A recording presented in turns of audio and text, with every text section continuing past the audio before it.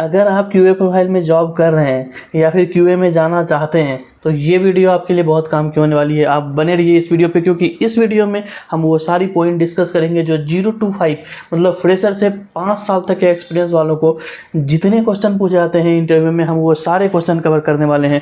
तो hello everyone and welcome you all in my YouTube channel chit chat with Amit. और आज हम इस वीडियो में अपने से सारे पॉइंट कवर करेंगे, क्योंकि मैंने जो इंटरव्यू में फेस किया है मैं नहीं चाहता कि वो आप फेस करो, क्योंकि अगर मेरे कुछ बताने से आपको कुछ हेल्प होगा तो वो मेरे लिए बहुत बड़ी बात होगी।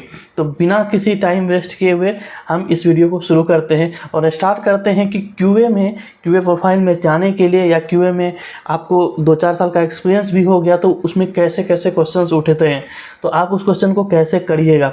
तो सबसे पहले हम स्टार्ट करते हैं इस पॉइंट से कि क्यूए में जाने के लिए क्या क्या चीज़ें ज़रूरत होती है। क्यूए में जाने के लिए सबसे पहले तो आपको मैनुअल जो टेस्टिंग के जो फॉर्मूले होते हैं ना, फॉर्मूले मतलब क्या कि टाइप ऑफ टेस्टिंग, जैसे कि अगर आप एक दो वेबसाइट बताता हूँ, जैसे कि गुरु 99 हो गए या फिर जावा ट्यूटोरियल पॉइंट हो गए, तो उन सब में आप टेस्टिंग के क्वेश्चंस देख सकते हैं कि मैनुअल टेस्टिंग के कितने क्वेश्चन, टेस्टिंग के टाइप कितने होते हैं। तो सारे जो टेस्टिंग के टाइप होते हैं ना, उसमें से कम 10 से 15 टेस्टिंग के टाइप आप इंपॉर्टेंट आप पढ़ लीजिए जो मैनुअल क्वेश्चन होते हैं। ठीक है, मैं एक्चुअली उसको लिख के रखा हूँ, तो मैं सोचता हूँ कि आपको वो सारी चीज़ें आपको आज बताऊँ। तो हो सकता है ये वीडियो लंबी हो, लेकिन वीडियो पे बने रहिएगा, लाइक फॉलो सब्सक्राइब जरूर कीजिएगा, क्योंकि ये वीडियो आपकी करियर ज़रूर बदल देगी। चाहे आप किसी भी पैकेज में हो, भले हो सकता है 2 लाख के पैकेज में हो या हो सकता है 5 लाख के पैकेज में हो, बट इतना चीज़ करने के बाद मैं गारंटी दूँ कि 15+ तो पैकेज जाने ही वाले हैं। ठीक है, तो अब बिना किसी टाइम वेस्ट किए हुए हम स्टार्ट करते हैं। तो अब क्या होती है कि हम टेस्टिंग को 2 तरह से बोल सकते हैं, एक फंक्शनल टेस्टिंग होती है, एक नॉन फंक्शनल टेस्टिंग होती है। ठीक है, अब फंक्शनल टेस्टिंग के अंदर में 4 चीज़ें होती है, एक सिस्टम टेस्टिंग होती है, इंटीग्रेशन टेस्टिंग होती है, उसके बाद यूनिट टेस्टिंग होती है और एक्सेप्टेंस टेस्टिंग होती है। ये 4 चीज़ें हम बोल सकते हैं फंक्शनल टेस्टिंग में। उसी तरह से नॉन फंक्शनल में हम बोल सकते हैं जैसे कि सिक्योरिटी टेस्टिंग होगी, परफॉर्मेंस टेस्टिंग होगी, यूजेबिलिटी टेस्टिंग होगी और कॉम्पेटिबिलिटी टेस्टिंग होगी। ठीक है, अब क्या होता है, इनके अंदर भी कुछ चीज़ें होती है जिसको इंटरव्यू में कभी कभी पूछे जाते हैं। अब जैसे पूछ जाएंगे अगर यूनिट टेस्टिंग के अंदर 2 चीज़ें बोल सकते हैं कि एक व्हाइट बॉक्स टेस्टिंग होती है, एक गोरिल्ला टेस्टिंग होती है। ठीक है, उसी तरह से इंटीग्रेशन टेस्टिंग के अंदर हम बोल सकते हैं कि ग्रे बॉक्स टेस्टिंग होती है। उस सिस्टम टेस्टिंग के अंदर तो बहुत सारी चीज़ें होती है, जैसे सिस्टम टेस्टिंग के अंदर हम बोल सकते हैं कि एंड टू एंड टेस्टिंग होती है, ब्लैक बॉक्स टेस्टिंग होती है, स्मोक टेस्टिंग होती है, सैनिटी टेस्टिंग होती है, मंकी टेस्टिंग होती है। मैं सारे इंपॉर्टेंट टेस्टिंग के बारे में ही बता रहा हूँ। जैसे एक्सेप्टेंस टेस्टिंग के अंदर था कि अल्फा टेस्टिंग हो गई, बीटा टेस्टिंग हो गई, ऑपरेशनल एक्सेप्टेंस टेस्टिंग हो गई। तो ये सारी चीज़ें ना हमारा फंक्शनल के अंदर आता है। ठीक है, तो एटलीस्ट इनके बारे में आपको थ्योरी पता होनी चाहिए कि हम इंटरव्यू में बोल सकते हैं। ठीक है, अब उसी तरह से हमने सारे इंपॉर्टेंट जो भी है वही बता रहा हूँ, क्योंकि आप इससे डीप में मत जाना, जितनी चीज़ें हैं उतना कर लो इंटरव्यू में, इससे ज़्यादा नहीं जाएंगे। ठीक है, आगे बढ़ते हैं नॉन फंक्शनल में आती है सिक्योरिटी टेस्टिंग, परफॉर्मेंस, यूजेबिलिटी और कॉम्पेटिबिलिटी। ठीक है, अब सिक्योरिटी के अंदर तो मेनली क्या होता है, पेनिट्रेशन टेस्टिंग होती है कि आपका इस तरह से लोग सर्वर हैक कर देते हैं या ब्रेक करके आपके वेबसाइट में घुस जाते हैं। उसके बाद आती है परफॉर्मेंस में बहुत सारी चीज़ें होती है, जैसे लोड टेस्टिंग हो गई, उसके बाद स्ट्रेस टेस्टिंग हो गई, उसके बाद शॉक टेस्टिंग हो गई, उसके बाद एंड्योरेंस टेस्टिंग हो गई, स्केलेबिलिटी हो गई। ये सारी मतलब जो होती है ना, ये परफॉर्मेंस के अंदर आते हैं। तो परफॉर्मेंस रिलेटेड चीज़ें आपको बहुत अच्छे से आना चाहिए। तो सारे मत कवर करना, 4-5 इंपॉर्टेंट कवर कर लेना। ठीक है, उसी तरह से यूजेबिलिटी में आ जाएगी एक्सप्लोरेटरी टेस्टिंग, बहुत बार इंटरव्यू में पूछी जाती है, क्रॉस ब्राउज़र टेस्टिंग पूछी जाती है, एक्सेप्टेंस टेस्टिंग पूछी जाती है, एक्सेसिबिलिटी टेस्टिंग पूछी जाती है, उसी तरह से कंपैटिबिलिटी टेस्टिंग भी होती है। तो ये मेनली मुझे लगता है कि मैंने 15 से 20 टेस्टिंग के टाइप से बताए हैं। ये बहुत इंपॉर्टेंट है, आप इसको इंटरव्यू में कर लेना। ठीक है, तो ये हमारा मैनुअल टेस्टिंग के कुछ कॉन्सेप्ट हो गए। अब आते हैं नेक्स्ट पॉइंट पे। अब एक सबसे इंपॉर्टेंट टॉपिक आती है बग लाइफ साइकिल। बग क्या होती है, डिफेक्ट क्या होती है, प्रायोरिटी क्या होती है, सिवियरिटी क्या होती है, प्रायोरिटी कितने टाइप के होते हैं, सिवियरिटी कितने टाइप के होते हैं, बग लाइफ साइकिल में क्या क्या होती है, तो वो सब हम आप एक्सप्लेन कर सकते हैं इंटरव्यू के टाइम में। ठीक है, अगर मैं सारा पॉइंट बताऊंगा तो ये बहुत बड़ी वीडियो हो जाएगी।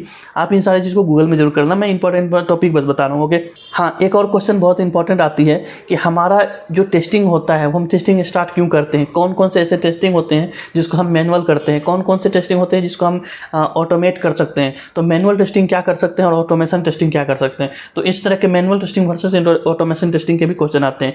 क्यूए टेस्टिंग, टेस्ट इंजीनियर और इसमें भी बहुत सारी चीज़ें जैसे परफॉर्मेंस टेस्ट इंजीनियर होता है, लोड टेस्ट इंजीनियर होता है। तो इन सब में थोड़ी डिफरेंस भी लोगों को पता होना चाहिए, बेसिक चीज़ें। ठीक है। अब क्या होती है कि अब हम टेस्टिंग अगर स्टार्ट करते हैं तो उसमें एग्जिट क्राइटेरिया क्या होता है, उसके बाद एंट्री क्राइटेरिया क्या होता है। एक और क्वेश्चन बहुत इंपॉर्टेंट होती है, जैसे कि हम टेस्ट सिनेरियो लिखते हैं, ठीक है, तो टेस्ट सिनेरियो में हम क्या क्या पॉइंट लिख सकते हैं। हम अगर टेस्ट स्टेप लिखते हैं या टेस्ट केस लिखते हैं तो टेस्ट केस क्या होता है, उसमें कौन कौन से पॉइंट्स हम लिखते हैं जो इंपॉर्टेंस होती है। उसके बाद ट्रेजेबिलिटी मैट्रिक्स क्या होती है, रिक्वायरमेंट ट्रेजेबिलिटी मैट्रिक्स क्या होती है, बाउंड्री वैल्यू एनालिसिस क्या होता है, ये सब चीज़ें भी बहुत इंपॉर्टेंट होती है। तो इन सब चीज़ों को भी आप एक बार जरूर देख लेना, क्योंकि इंटरव्यू में पूछे जाते हैं। अब जो दूसरी सबसे बड़ी बात आती है वो आती है कुछ ऑटोमेशन टेस्टिंग के रिलेटेड। ये तो हमने कुछ चीज़ें बताई जो मैनुअल टेस्टिंग आती है। मैनुअल टेस्टिंग में और भी चीज़ें होती है, कुछ कुछ थ्योरी होती है जो आपको पढ़ लेना चाहिए, जैसे टेस्ट लाइफ साइकिल क्या होती है, SDLC क्या होती है, थोड़ी बहुत STLC भी, मतलब STLC भी पूछी जाती है, SDLC भी पूछी जाती है। तो ये सब डिफरेंस भी क्या होते हैं, ये सब चीज़ें भी पता होनी चाहिए, ठीक है। ये सब बेसिक क्वेश्चन हैं, ठीक है। अब इसके अलावा जब अगर ऑटोमेशन नॉर्मली अगर जो फ्रेशर है तो वो तो चलो काम चला लेगा। इसके अलावा जावा वगैरह, जावा के भी मैंने बहुत सारे इंटरव्यू के क्वेश्चन के वीडियो बनाए हैं ना, वो सब कर लेना, क्योंकि जो बेसिक होते हैं फ्रेशर लोगों से नहीं सारे क्वेश्चन पूछे जाते हैं, ठीक है। अब अगर 5 साल का एक्सपीरियंस है या 4 साल का एक्सपीरियंस है या 3 साल का एक्सपीरियंस है तो उनके लिए मैं बता रहा हूँ कि जावा के तो जो इंटरव्यू क्वेश्चन मैंने पहले बताया था वो तो कंप्लीट करना ही करना है, ठीक है। उसके अलावा जो टेस्टिंग के जो क्वेश्चन होते हैं तो वो भी पूछा जाता है, ठीक है। अब इसमें क्या है, टेस्टिंग में 3 चीज़ें इंपॉर्टेंट कर देते हैं हम यहाँ पे, ठीक है।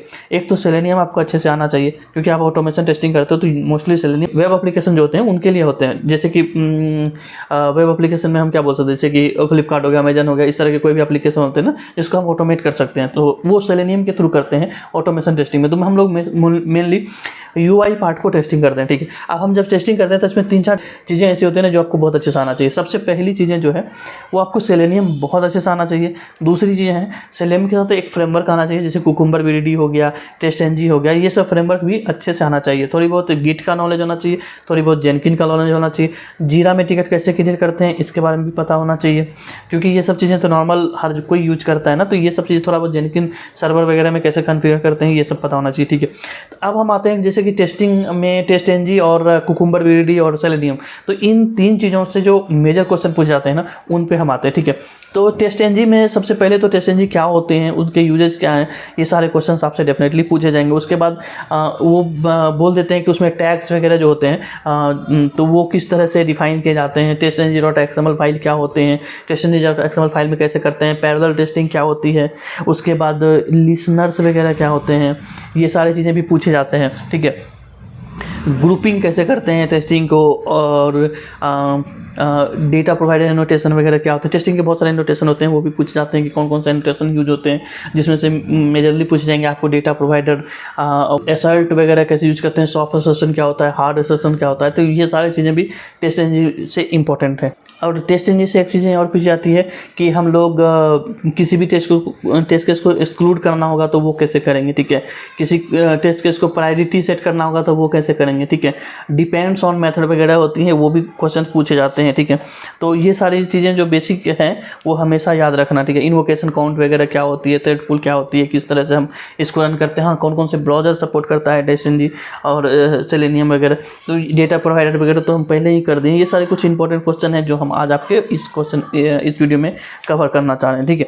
इसके अलावा हम आ जाते हैं अब कहाँ पे, सेलेनियम, जो हमारा सबसे ज़्यादा पूछे जाते हैं क्वेश्चन, सेलेनियम। अच्छा, सेलेनियम आने से पहले हम एक बार और बताते हैं, TestNG तो हमारा हो गया, TestNG के जो इंपॉर्टेंट क्वेश्चन होगा वो हम कर लेंगे। उसके बाद कुकुम्बर में से भी क्वेश्चन आते हैं, ठीक है। कुकुम्बर से क्या क्वेश्चन आते हैं, जैसे कि आपने फीचर फाइल देना है, ठीक है, तो हम फीचर फाइल के बारे में थोड़ा बहुत डिटेल्स पढ़ सकते हैं। फीचर फाइल क्या होता है, एक फीचर फाइल में कितने फीचर हो सकते हैं, मोस्टली एक ही होते हैं, और उसके अंदर बहुत सारे सिनेरियो हो सकते हैं, ठीक है। तो ये सारी चीज़ें हमको पता होना चाहिए। फीचर फाइल क्या होती है, फीचर फाइल में सिनेरियो कैसे लिखे जाते हैं, सिनेरियो आउटलाइन क्या होते हैं, बैकग्राउंड क्या होती है, कीवर्ड जो बैकग्राउंड का था वो क्या होती है, हुक्स क्या होते हैं, गिवन, व्हेन, देन, एंड, ये सब क्या होते हैं, कीवर्ड का यूज क्यों किया जाता है, ये सब कुकुम्बर से रिलेटेड है। कुकुम्बर रनर फाइल कैसे बनाया जाता है, कुकुम्बर रनर फाइल में मोनोक्रोम वगैरह यूज करते हैं या फिर ग्लू वगैरह यूज करते हैं, फीचर फाइल कैसे पास करते हैं, कैसे स्टेप डेफिनेशन करते हैं, कैसे स्टेप डेफिनेशन होता क्या है, कैसे फीचर फाइल वो पर्टिकुलर स्टेप डेफिनेशन के पास आता है, रेगुलर एक्सप्रेशन क्या होता है।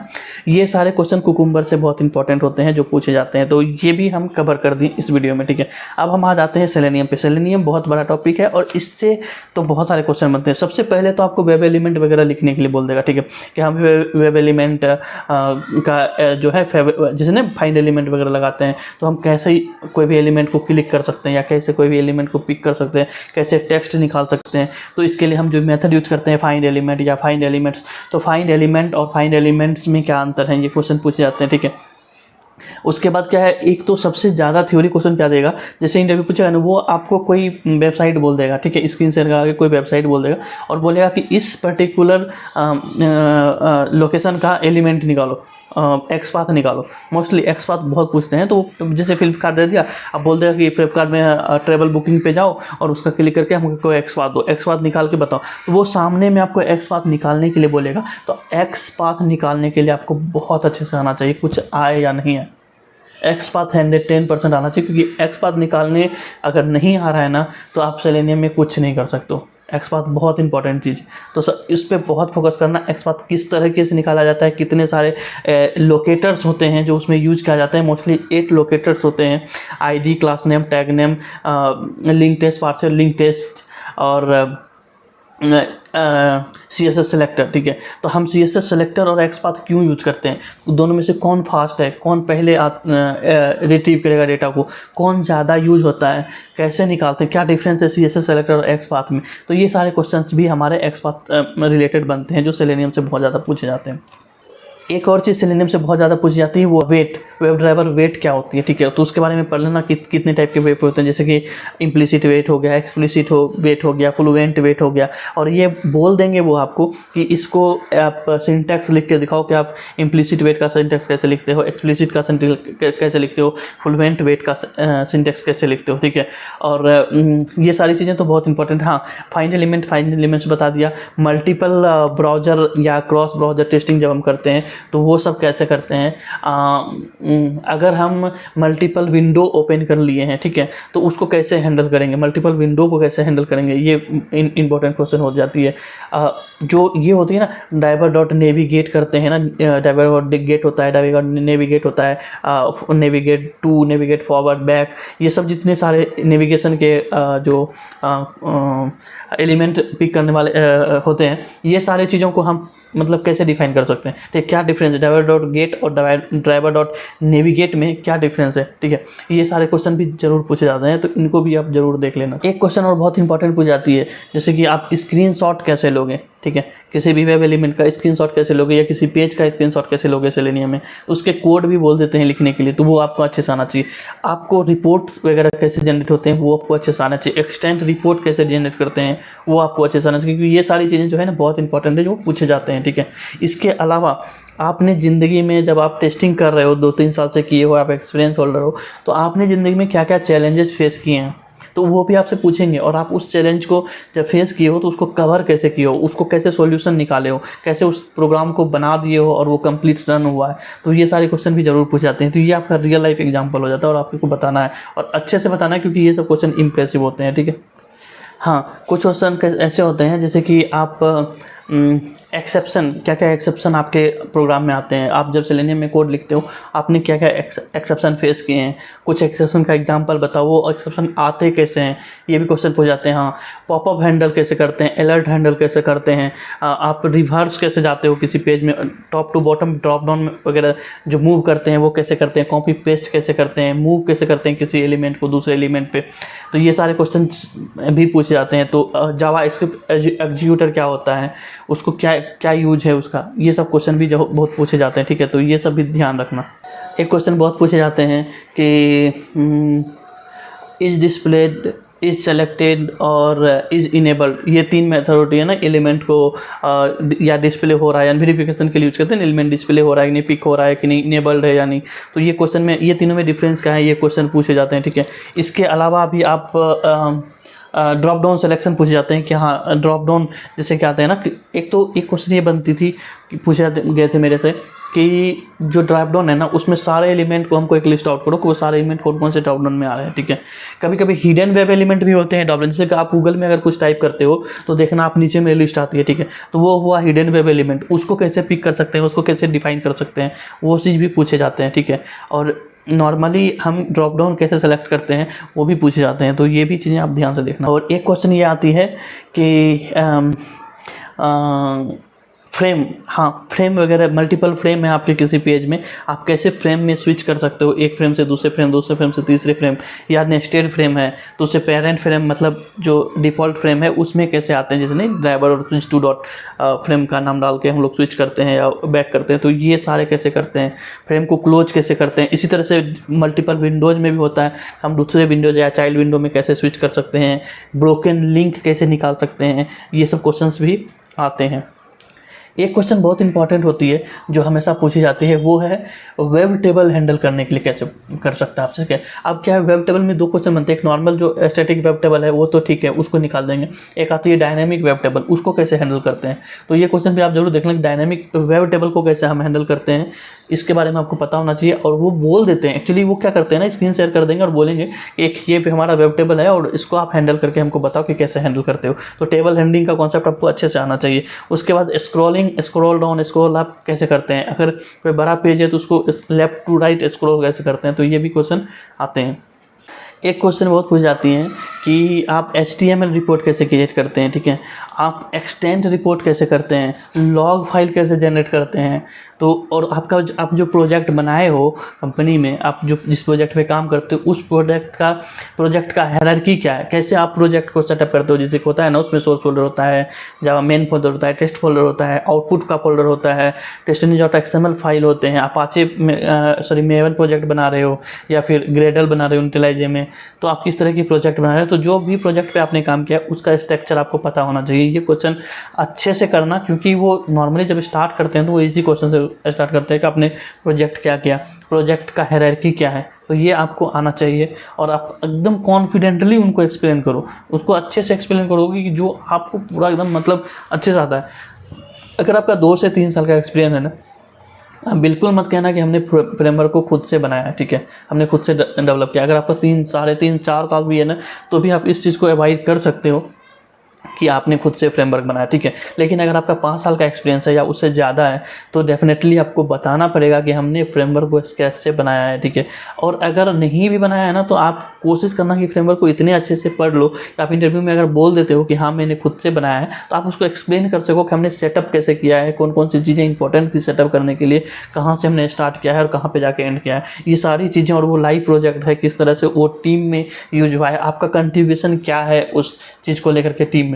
तो ये एक्सपीरियंस वालों के लिए ना बहुत इंपॉर्टेंट चीज़ें हो जाती है जो मैं अभी कर। इसके अलावा क्या है ना कि एक्सेप्शन वगैरह से भी बहुत सारे क्वेश्चन पूछ जाते हैं, ठीक है। अब एक्सेप्शन में अब एक तो मैंने जावा में भी कवर किया था एक्सेप्शन के बारे में, ठीक है। तो वो एक्सेप्शन को ज़रूर पढ़ना, चाहे वो जावा का एक्सेप्शन हो चाहे वो सेलेनियम का हो, ठीक है। सेलेनियम में भी एक्सेप्शन अलग अलग आते हैं, जावा में भी आते हैं, तो वो सब की पढ़ना। और जावा का क्वेश्चन तो डेफिनेटली करना, क्योंकि हम जो ये जितने भी इंटरव्यू क्वेश्चन कर रहे हैं, जावा, सेलेनियम, कुकुम्बर, टेस्टएनजी और एसक्यूएल, ठीक है। उसके अलावा गिट और जेनकिन, जीरा, ठीक है। इतना चीज़ को आपको आना चाहिए अच्छे से, क्योंकि आपको ये जो देखो एक्सपीरियंस लेवल में मैं इस वीडियो में मोस्टली जो है एक्सपीरियंस वालों के लिए हिसाब से बना दिया, ठीक है, कि हाँ इतना चाहिए। लेकिन अब जो फ्रेशर है वो अपने अकॉर्डिंग सेलेक्ट कर सकता है कि उसने क्या क्या चीज़ पढ़ा है। एक्सपीरियंस प्रोजेक्ट वाले चीज़ों को डिफाइन करेंगे, जो प्रोजेक्ट उसने काम किया, जो अपने 5 साल, 4 साल, 3 साल में जो काम किया वो एक्सप्लेन करेंगे। जो फ्रेशर हैं वो कॉलेज में क्या क्या पढ़ाई किया है उसके रिलेटेड चीज़ ही एक्सप्लेन करेंगे, ठीक है। बाकी पढ़ाई तो करना ही है ना दोनों को, तो ये चीज़ें हैं। अब क्या होती है, कभी कभी एक पूछी जाती है कि आपने सिक्वल वगैरह आप जानते हो कि नहीं, ठीक है। तो मैं कुछ इंपॉर्टेंट चीज़ें सिक्वल के बारे में बता देता हूँ, जो अगर आप उतना कर लोगे ना तो डेफिनेटली आप सिक्वल से रिलेटेड इंटरव्यू में 60-70% तो जवाब दे ही सकते हो। सबसे ज़्यादा सिक्वल में जो पूछे जाते हैं वो पूछे जाते हैं टेबल ज्वाइन करने के लिए, ठीक है। ज्वाइन कितने तरह के होते हैं और टेबल को कैसे ज्वाइन किया जाता है, 2 टेबलों को कैसे ज्वाइन करते हैं और डेटा निकालते हैं, ये चीज़ ज़रूर याद करना। DDL और DML कमांड क्या है ये ज़रूर याद करना, ठीक है। कोई भी चीज़ सर्च हम करते हैं सिलेक्ट क्वेरी लगा करके, तो हम जैसे कि मान के चलो कि हमको किसी आदमी का नाम सर्च करना है जिसका नाम F से स्टार्ट होता है, तो ये हम कैसे निकाल सकते हैं, मैक्सिमम कैसे निकाल सकते हैं, मिनिमम कैसे निकाल सकते हैं, सम कैसे निकाल सकते हैं, उसके बाद टेबल का काउंट कैसे निकाल सकते हैं, रो काउंट कैसे निकाल सकते हैं, कॉलम काउंट कैसे निकाल सकते हैं, और किसी किसी क्या जैसे कि नाम दे दिया कि हाँ नाम के बीच में ये वर्ड आना चाहिए, नाम के एंड में आना चाहिए, या किसी देश का नाम है जहाँ ए से स्टार्ट होता है, सपोज करो 100 देश का नाम लिखा है, उसमें हमको बता देगा कौन कौन से ऐसे देश हैं जिसका नाम ए से स्टार्ट होता है और एंड ई से होता है। जैसे इंडिया का आई से स्टार्ट होता है, ए से एंड होता है। तो इस तरह के क्वेश्चन भी एसक्यूएल से पूछे जाते हैं, ठीक है। उसके बाद बोल देंगे टॉप निकालने के लिए टॉप 5, टॉप 3, टॉप 2, इस तरह करके जो भी क्वेश्चन पूछ जाते हैं ये सब भी निकालिए, ठीक है। उसके बाद क्या बोलते हैं काउंट वगैरह कैसे निकालते हैं, ये सब तो मैंने बता दिया। तो मोस्टली इस एसक्यूएल से भी इससे ज़्यादा क्वेश्चंस नहीं आते हैं, ठीक है। और टेस्टिंग में इतना ज़्यादा सिक्वल में नहीं घुसेगा। नॉर्मली वो जानना चाहेगा कि आपको बेसिक सिक्वल के टर्म्स पता है कि नहीं है, अगर वो डीबी से रिलेटेड काम कर रहे हैं, ठीक है। तो आज के वीडियो में हम इतना ही कर दें क्योंकि हमको लग रहा है वीडियो बहुत बड़ी हो जाएगी। तो मोस्ट इंपॉर्टेंट जो चीज़ें थी जो इंटरव्यू में मैंने फेस किया था, मैं बस उसको कवर किया हूँ। अब हो सकता है इससे अलावा भी बहुत कुछ होती हो, तो अब ज़्यादा कुछ बताऊंगा तो वीडियो बहुत लंबी हो जाएगी, ठीक है। अब नेक्स्ट वीडियो में हो सकता है मैं अगर आपको इससे के अलावा भी कुछ मिसिंग लगे ना, आप कमेंट कर देना, मैं उस चीज़ पे नेक्स्ट वीडियो में कवर कर दूंगा, ठीक है। क्योंकि ऑलमोस्ट मैंने 100-200 इंटरव्यू साल में दे दिया। देखो इंटरव्यू अगर मैं नहीं देता ना तो मैं इस लेवल पे नहीं आता, क्योंकि इंटरव्यू देने के बाद मुझे नॉलेज हुआ इंटरव्यू में किस तरह के क्वेश्चन पूछे जाते हैं, और उसके बाद मैंने उस चीज़ों पे फोकस किया, उन चीज़ों को पढ़ा, उन चीज़ों को कवर किया, तभी मैं इंटरव्यू क्रैक कर पाया। तो सेम चीज़ें हर किसी के साथ होती है। अगर आपको भी इंटरव्यू में अच्छा करना होगा तो सबसे पहले आपको इंटरव्यू देना होगा। आपने इंटरव्यू देना शुरू किया, आप सपोज करो फर्स्ट इंटरव्यू में आपने मात्र 5 क्वेश्चन का जवाब दिया, वो 20 क्वेश्चन पूछे, आपने 5 का जवाब दिया, डेफिनेटली 15 क्वेश्चन आपके माइंड में आएंगे जो हम नहीं जानते हैं, और आप उस क्वेश्चन को गूगल करो, पढ़ो। फिर नेक्स्ट इंटरव्यू में सपोज करो उसने 20 क्वेश्चन पूछे जिसमें से आपने 10 का जवाब दिया, फिर वो जो 10 क्वेश्चन नहीं आते हैं वो क्वेश्चन को करो। तो इस तरह से करते करते करते करते इंटरव्यू देने का एक्सपीरियंस हो जाएगा, और आपका definitely at the end Bangalore में यार 4000 से ज़्यादा कंपनी है। आपको अगर 500 कंपनी भी रिजेक्ट कर देगा ना तो भी डरने की बात नहीं है, 1000 कंपनी भी रिजेक्ट कर देगा ना तो भी डरने की बात नहीं, बस इंटरव्यू करो। हमने एक वीडियो बनाया था ना Naukri.com पे कैसे जॉब अप्लाई करते हैं, धड़ल्ले से जॉब अप्लाई करो, कॉल आएंगे, इंटरव्यू शेड्यूल करो, भले कुछ ना पढ़ो, सिर्फ ब्रेसअप कर लो सारे क्वेश्चंस को, इंटरव्यू दो। इंटरव्यू देने के बाद आपको एक कॉन्फिडेंस आएगा, आपको नॉलेज आएगा, और धीरे धीरे जब इंटरव्यू निकलने लगेगा ना तो आप ताबड़तोड़ इंटरव्यू निकालोगे, और कन्फर्म हम बता रहे हैं कि आपके पास 8-10 ऑफर लेटर हो जाएंगे at the end. But interview देना शुरू करो, कंफर्म आपकी जॉब होगी, कोई टेंशन नहीं है, डरो मत, खुद में कॉन्फिडेंस लाओ कि हम इंटरव्यू देंगे तो हमारा सिलेक्शन होगा। यार एक बात बताओ, आप क्या सोचते हो कि नॉर्मली आपने कॉलेज में पढ़ने के लिए 4 साल दिए, ठीक है, कोई मेडिकल करता है उनको 5 साल देना पड़ता है, आप इंटरव्यू के लिए कम से कम 2-3 महीने लगातार इंटरव्यू तो दे ही सकते हो ना, कम से कम 2-3 महीने। अगर 2-3 महीने लगातार इंटरव्यू दिए, आपने 500 इंटरव्यू दिए, या एक दिन में कभी कभी हमने 3-3, 4-4 इंटरव्यू दिया है, एक इंटरव्यू देके निकला हूँ, दूसरा इंटरव्यू देने के लिए इनके आऊँ, इस तरह से भी होती है। जब वर्क फ्रॉम होम रहता है ना, घर से इंटरव्यू देना होता है, तो उसकी बात बता रहा हूँ। ऐसे तो ऑफिस जाकर के एक दिन में 4 तो नहीं दे सकते ना, लेकिन हाँ घर से 3-4 इंटरव्यू भी एक दिन में दे आऊँ, तो इस तरह से कॉन्फिडेंस बिल्डअप होगा। क्योंकि आप जब इंटरव्यू दोगे तो जिसमें आपका मतलब कि जो क्वेश्चन आप नहीं कर पाते हो ना, उस क्वेश्चन को करोगे, पढ़ोगे, उसके बारे में जानोगे, फिर नेक्स्ट इंटरव्यू में वो क्वेश्चन आपसे मिस नहीं होगा। तो फाइनली एक दिन ऐसा आएगा ना जब आपके पास 1000 ऑफ क्वेश्चन हो जाएंगे, आपको लगेगा मुझे सब कुछ आ रहा है, और इंटरव्यू में आप धड़ल्ले से जवाब दोगे, कॉन्फिडेंस भी बढ़ जाएगा, और आपको डेफिनेटली जॉब होगा। तो आज की वीडियो यहीं पे ख़त्म करते हैं। अगर आपको पसंद आए तो प्लीज़ लाइक और सब्सक्राइब जरूर कर देना, ठीक है। तब तक के लिए थैंक यू। आप मिलते हैं नेक्स्ट वीडियो में कुछ और अच्छा लेकर के, ठीक है। Bye bye.